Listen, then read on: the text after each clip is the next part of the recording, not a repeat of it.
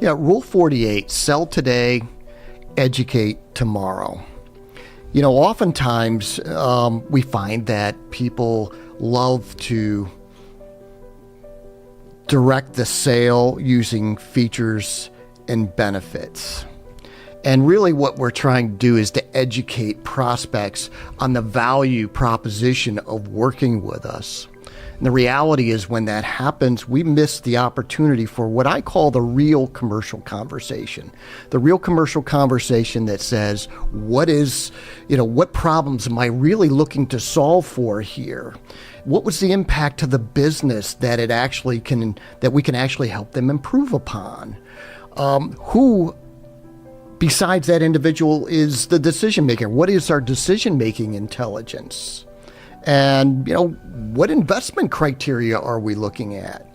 And so when we can approach it more from there, we can really limit the amount of education we do. Now, we are going to have to educate, but there is a time to do that, and it's probably not in the front end of the conversation. Sure. We save that for the back end of the conversation. Mm-hmm. They have to kind of earn the right. Oh, absolutely, but at the same time, earning the right also means that we have to be able to have a great business conversation, commercial business conversation with them before we just unload a lot of technical, educational stuff on them that may not even matter to them. Yeah, I think it's a great perspective. And, my definition of that rule is I think it's critically important for the business development professional to actually educate themselves.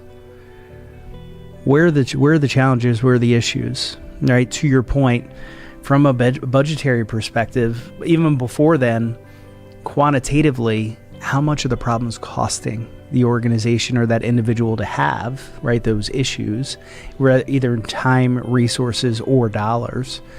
And then whose hand's in the cookie jar? Meaning, who's part of that decision-making process? Who are the influencers? Who are the people that our solution that we're going to present is actually going to affect? Yeah, and you talk a little bit about like the salesperson needs to understand what the impact of the business is, of the problems they're having. Mm-hmm. Explain to us a little bit, why do salespeople typically struggle with this? Is it a lack of process, or is it a lack of confidence, a lack of technique? Where really is the problem? I think it's a great question, and I think it could vary from individual to individual. But I think the real issue lies in lack of structure, a framework to operate from.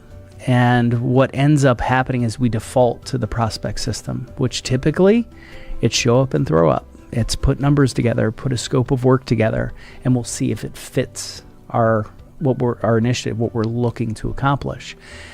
And I think when we approach opportunities that way, both parties are leaving kind of that interaction without being fulfilled. Right. Yeah. That's a great point. So God didn't put me on this earth to sell books.